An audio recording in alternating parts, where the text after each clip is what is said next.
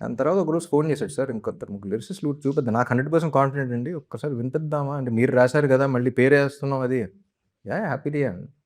But every lyricist vent, they were also like బాగుంది, ఏం మాట్లాడారు, బాగుంది కదా. So that ways I think luckily నన్ను ఇంకో వర్షన్ అడగల, అడిగితే తొలిదిరిపోయేది మహేష్, ఏ రాశాను అక్షరం.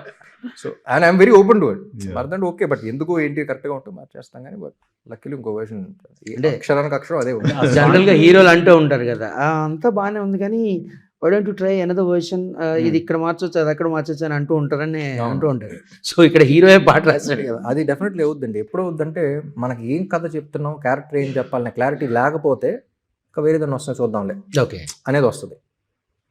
ఇంత యాప్ట్ కూర్చుంటాం కదా, దీనికన్నా బాగా ఇంకేం చెప్తాం, ఇది చెప్పింది సరిపోద్ది కదా, ఇదే చెప్పాలి కదా అనుకుంటే వేరేది ఎతకం ఫస్ట్.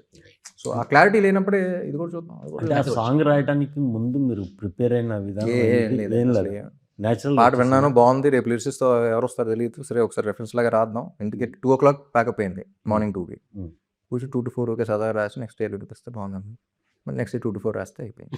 అంటే మీరు టీనేజ్లో కానీ చదువుకుంటున్నప్పుడు ఎప్పుడైనా అట్లా ట్రై చేయడం, ప్రేమ లెక్కలు రాయడం, సాంగ్స్ చేస్తారా? సాంగ్స్ ఇంగ్లీష్లో ఎప్పటి నుంచో రాస్తా ఉన్నాను, తెలుగులో ఫస్ట్ టైం, అందుకని తెలుగులో రాస్తున్నప్పుడు ఇంగ్లీష్ ఎక్కడ వాడకూడదని చెప్పేసి నా పాత సినిమాలు కూడా చిన్న చిన్న ఈ ఆంధ్రాకి రాశారు కదా ఆల్రెడీ, మళ్ళీ డైరెక్షన్ వైపు కూడా ఏమైనా వస్తున్నారు లేదా సార్? అట్లాగే ఇప్పుడు రైడు ఇలాంటి, ఇప్పుడు రెడ్ తర్వాత ఈ డబుల్ స్మార్ట్ చూసుకున్నాం, అయితే అంచనాలు మించకపోయినా కూడా యాక్చువల్గా ఓటీటీలో కానీ టీవీలో కానీ దుమ్ము రేపుతున్నాయి.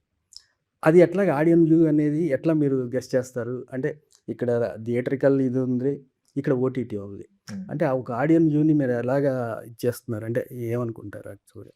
మనందరం ఒకే బోట్లో ఉన్నాం, మనం చూస్తున్నాం, అబ్జర్వ్ చేస్తున్నాం అంతే ఏం జరుగుతుంది అనేది. So like I said, Hindi dubbing market అనేది బాగా అక్కడ ఎక్కువ రీచ్ ఉంది. సో ఏం చేస్తున్నా సరే బాగా లాయల్గా చూస్తూ ఉన్నారు వాళ్ళు. అండ్ ఇప్పుడు ఓటీటీ అని కొత్తగా వచ్చింది. సో అప్పుడు దాకా హిందీ డబ్బింగ్ కూడా ఐ రిమెంబర్, ఇదివరకు హిందీ డబ్బింగ్ కోసం 2 ఫైట్లు షూట్ చేసేవాడు, మినిమం 3 ఫైట్లు ఉండాలి. ఉన్నది ఒకటే జిందగీ అనే సినిమా చేంజ్డ్ ఎవ్రీథింగ్. అప్పుడు కూడా షూట్ చేసాం 2 రోజులు, సరదాగా ఉండదు హిందీ డబ్బింగ్ చేస్తున్నాం, కానీ ఎందుకు అతను ఫైట్లు తీసేసి ప్యూర్ లవ్ స్టోరీగా పెట్టాడు. లవ్ స్టోరీస్ చూడరు, హిందీ డబ్బింగ్ కొనేవారు కాదు, ఫైట్ లేకపోతే కొనేవారు కాదు. ఫస్ట్ టైం వేస్తే అప్పుడు దాకా రాని రికార్డ్ వ్యూవర్షిప్ ఫస్ట్ వచ్చింది, అంటే పీపుల్ వర్ వెయిటింగ్, అది ఓపెనింగ్స్ లాగా. ఫస్ట్ డేనే ఆ రోజులో 2017 20 million 24 million ఏదో వచ్చింది. అంటే చూస్తున్నారు బేసిక్లీ మోర్ దెన్ నంబర్స్, అంటే లవ్ స్టోరీస్ కూడా చూస్తున్నారు, అక్కడ నుంచి అన్ని చూస్తున్నాం, అన్ని జానర్స్ చూస్తున్నారు, అంటే వాళ్ళ కల్చర్ నచ్చిందా, something they caught on. So అలా ఓటీటీలో కూడా ఏంటంటే థియేటర్లో ఆడిన సినిమాలు ఓటీటీలో బాగా ఆడతాయి, థియేటర్లో బాగా ఆడిన సినిమాలు ఓటీటీలో ఆడకపోవచ్చు. So different sector of audiences ఉంటారు. అంటే ఈ మూవీ స్టోరీ ఉపేంద్ర గారికి చెప్పినప్పుడు ఆయన కూడా ఒక హీరో, సో ఆయన ఎట్లా ఫీల్ అయ్యారు, ఏమన్నారు, ఆయన ఏమన్నా సజెషన్స్ ఇచ్చారు ఆయన ఫ్యాన్స్ వైపు నుంచి కావచ్చు? ఆయన ఎక్స్పీరియన్సెస్ చెప్పారండి, బట్ మహేష్ నాకు వెంటనే ఫోన్ చేశాడు, చెప్పిన తర్వాత ఏమన్నారు అన్న, ఎమోషనల్ అయ్యారండి అన్నాడు, చాలా పెట్టాను.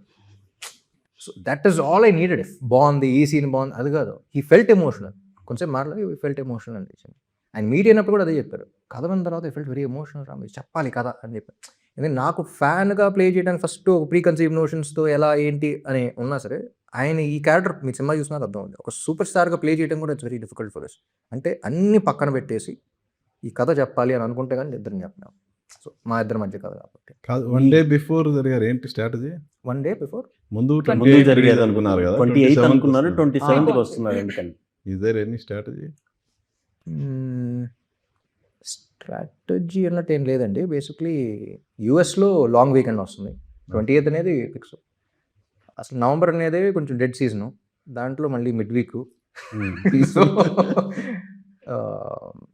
సో యూఎస్ నుంచి అక్కడ ఫస్ట్ ప్రీమియర్ చేసి థ్యాంక్స్ గివింగ్తో చేసి అక్కడ నుంచి ఇక్కడికి.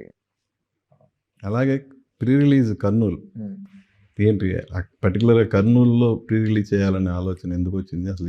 తెలియదు, మార్కెటింగ్ అని అడగాలి, అంత డీటెయిల్స్లోకి వెళ్ళను.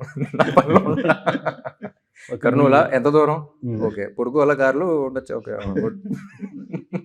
గత సినిమాల కన్నా ఈ ఆంధ్ర తాలూకా స్పెషల్ ఏంటి? ఏం లేదు కానీ మీ గత సినిమాల కన్నా ఈ సినిమాకి స్పెషల్ ఏంటి మీరు ఫీల్ అయింది? అదే అండి, ఫస్ట్ టైం కెరీర్లో ఈ కథ చెప్పాలి, it's very important for the story to come out. This film, ఈ సినిమా బయటికి రావాలి, ఈ కథ బయటికి వెళ్ళాలి అనుకున్న సినిమా ఇది. సో ఫస్ట్ అన్నీ పక్కన పెట్టేసి ఈ సినిమాలో లైక్ ఐ సెడ్, రామ్ చూడరు కాదు నాకు చూస్తాడు, so it's very any lessons from and also చాలా రోజుల తర్వాత ఒక సినిమా చూసిన తర్వాత మనకు ఒక లోపల ఫీలింగ్తో బయటకు వస్తాం. అది రాజ్ కుమార్ హిరానీ సినిమాలకు ఎక్కువ జరుగుతూ ఉంటాయి. మనం కూడా we feel that human element వచ్చేస్తాం. అందుకని క్లాసు మాసు ఫ్యామిలీ ఏం లేదు, మనిషి అనేవాడు ప్రతి ఒక్కరు కనెక్ట్ అవుతుంది. సో అలాంటి సినిమా తెలుగు సినిమాలోనే వచ్చి చాలా రోజులు అయింది. అంటే ఒక నెగిటివ్ ఎమోషన్ కదా, ఒక పాజిటివ్ ఎమోషన్తో టియర్ జర్కీ మూమెంట్స్ రావడం, ఒక పాజిటివ్ ఎమోషన్తో మనకి ఒక ఇది రావడం, సినిమా గురించి డిస్కషన్ కాకుండా సినిమాలోంచి మన గురించి ఒక ఫీలింగ్ రావడం. So that is the reason by then do they we make films కదా. So I thought that was very beautiful. Any lesson from this character? మీరు సినిమా చూస్తే క్లారిటీగా ఉంటుంది. ఆ పదం ఉంటుంది చూసారా, ఆ పదం ఏం చెప్పాను కదా, సినిమా రిలీజ్ తర్వాత పదం మమ్మల్ని నేను అలాగో ఆ రోజు చూస్తాము. As a hero like Ram అనే సినిమాల్లో కనబడతాడు, తర్వాత ఈ ఫంక్షన్స్లోనే వాటిలోనే, అంతే తప్ప వాట్ ఎగ్జాక్ట్లీ రామ్ అనేటువంటిది నిజంగా ఆ రామ్ ఫ్యాన్స్ కూడా పూర్తిగా తెలియదని అంటూ ఉంటారు.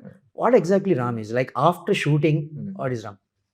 కొంతమంది అడిగేసరికి నేను ఆలోచించాను, నాకు తెలియట్లేదు. వాట్ ఈస్ ఇంటికి వెళ్తాను, కాఫీ చేసుకుంటాను, ఒకటి కూర్చుంటాను, బతుకుతాను అంతే. I just live. ఏం చేస్తానంటే ఏం చెప్పలేదు. I don't have an answer for that. But అంటే యూ లవ్ ట్రావెలింగ్ అని అంటే ట్రావెలింగ్ చేస్తాను. సో ఐఎమ్ ట్రావెలర్ అని చెప్పలేను. So just there. ఏం చేస్తాం ఆఫ్టర్ పార్టీయింగ్ 2000 పార్టింగ్ అంటే వెరీ కాదులే. నెగిటివ్ అని కాదు, కానీ నాకు అంత ఓపిక ఉండదు. బ్యాక్ టు బ్యాక్ 4 రోజులు షూటింగ్ పెట్టి నేను చేస్తాను. అంటే పార్టీకి రెడీ అవ్వాలి అంటే ఎప్పుడు 2020 తర్వాత పొలిటికల్గా కొంచెం అంటే రామ్ ఏది మాట్లాడినా పొలిటికల్ యాంగిల్లో కొంచెం ట్రోలింగ్లు అవి జరుగుతూ వస్తున్నాయి కదా. సో ఇప్పుడున్న ఈ సిచ్యుయేషన్లో ఈ సినిమా రిలీజ్ అవుతున్న సందర్భంగా అలాంటి ట్రోల్స్ ఏమైనా వస్తాయని ఏమైనా ఎక్స్పెక్ట్ చేస్తున్నారా? ఎలా? With all due respect sir, me question avoid చేసినట్టే అయ్యి అవాయిడ్ చేస్తాను అంతే.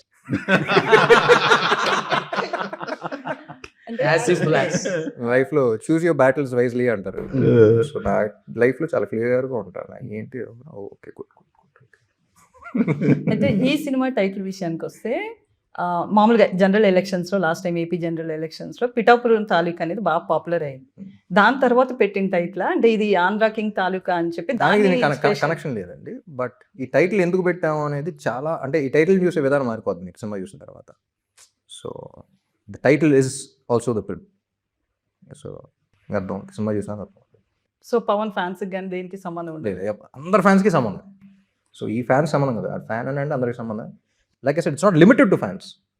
హీరో ఫ్యాన్ క్యారెక్టర్ ప్లే చేస్తుంది కాబట్టి ఆడ ఇంకొంచెం రిలేట్ అవుతాడేమో కానీ, బట్ ఎవ్రీ హ్యూమన్, మీరు కూడా అసలు ఏ ఫ్యానిజం అసలు ఐడియా లేకపోయినా సరే ఒక హ్యూమన్ ఎలిమెంట్లో కనెక్ట్ అవుతాయి. సో ఫ్యాన్ని వాడుకుంటూ కొత్త ఎలిమెంట్. షారుఖ్ ఖాన్ తాలూకా ఫ్యాన్ మూవీ ఇనీషియల్గా దాని మీద అసలు చాలా హై ఎక్స్పెక్టేషన్స్ ఉంది. Shahrukh Khan cut you off right there అండి. ఎందుకంటే షారుఖ్ ఖాన్ ఫ్యాన్కి దీనికి అసలు సంబంధం లేదు. దాంట్లో ఈ రిలేషన్ ఎక్స్ప్లోర్ చేయాలి. అది స్టార్ వర్సెస్ ఫ్యాన్ అనేది చూసాం. Star versus fan. So Malayalam సినిమాలు కూడా వచ్చినాయి అని చూసాం.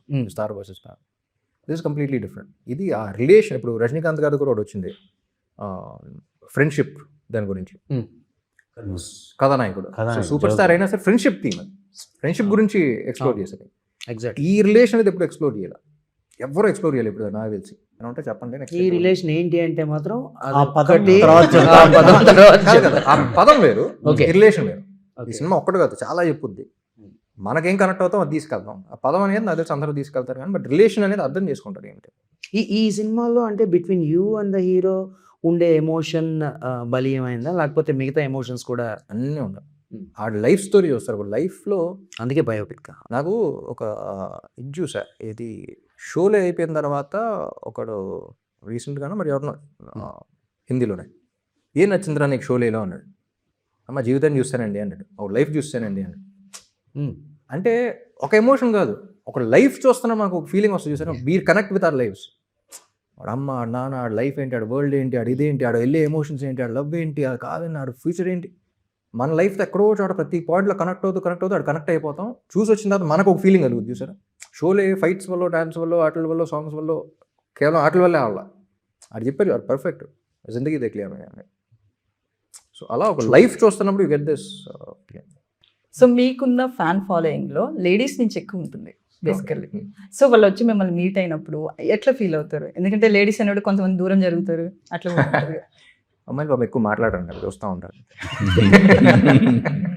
పక్కన తింటే అంత చెప్పావు కదా కరెక్ట్. మనకేం చేయాలి తెలియదు బట్ వి ఫీల్ అంటే ఒక లుక్లో తెలిసిపోతుంది. ఐ స్టిల్ రిమెంబర్ చిన్న పిల్ల 2-3 ఇన్సిడెంట్స్ జరిగినాయి, but I remember that little girl ఎక్కడో నార్త్ నుంచి ట్రైన్కి వచ్చేసింది ఫ్యామిలీకి చెప్పకుండా. శ్రావంతి ఆఫీస్కి వచ్చేసి అక్కడ ఉంది, ఫోన్ చేశారు, వెళ్ళాను. చిన్నపిల్ల ఏంటంటే ఎవరికి చెప్పకుండా ఎక్కడో అడ్రస్ దొరికిందంట, శ్రావంతి మూవీస్ అడ్రస్ వచ్చేసింది. మేబీ 14-15 ఉంటుందా. అలా కంగారు ఒక్కతే వచ్చింది ఏంటి అని కూర్చోపోయి, అంటే అంత ట్రావెల్ చేసి ఎప్పటి నుంచో ఆ ఫీలింగ్ ఉండి ఒక్క మాట మాట్లాడాలి చూస్తాం అంతే. ఏంటి పేరేంటి ఏం మాట్లాడాలి అలా చూస్తాం. మళ్ళీ వాళ్ళ బ్రదర్కి ఫోన్ చేసి ఇక్కడ ఉందిరా రండిరా పెళ్లి చేసుకుంటారా వెళ్ళిన తర్వాత ఫోన్ చేయండి యూనో ఆల్ ఆఫ్ దాట్. ఏం మాట్లాడలేదు, మాట్లాడకపోవటంలో కూడా యూ ఫీల్ ఇట్. సో ఆ ఎమోషన్ ఏంటనేది అన్లెస్ అంటూ you experience it you won't understand that. So అది బ్యూటిఫుల్గా అందరికీ ఎందుకు కనపడకూడదు. You make a story out of it and every one feel it. I think it's very beautiful. ఇది fan subject అంటున్నారు కాబట్టి అందరు హీరోల ఫ్యాన్స్కి ఏం చెప్పాలనుకుంటున్నారు? ఏం చెప్పాలనుకోమండి, సినిమా చూడండి, కానీ ప్రతి హీరో చూడాల్సిన సినిమా అది. ఓకే, ప్రతి ఫ్యాన్ చూడాల్సిన సినిమా అది. హ్యూమన్గా ప్రతి ఒక్కళ్ళు చూడాల్సిన సినిమా అనేది నా ఫీలింగ్. సో జనరల్గా కమర్షియల్ సినిమా చేసి ఆ ఫైట్ కోసం డాన్స్లు కదా, but cinema wise I think every one needs to watch this film, watch this story. So నాకు అర్థమవుతుంది, ఒక విషయం అర్థమవుతుంది, ఇంకో టేక్అవే ఉంటుంది. మల్టిపుల్ లైక్ ఐ సెడ్ అన్నారు, ఒక విషయం కాదు, you have lot of things.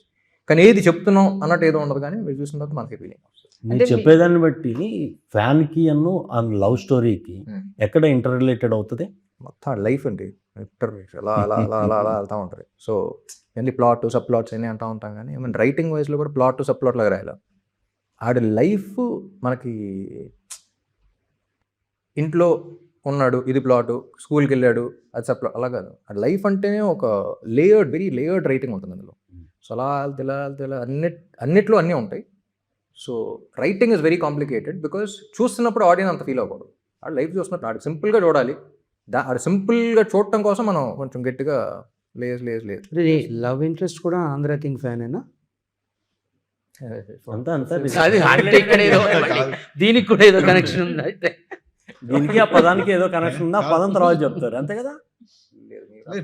ఆ పదం కోసం తప్ప మీరు అన్నిటికీ వాడుతున్నారు. అంటే ఇంత పెద్ద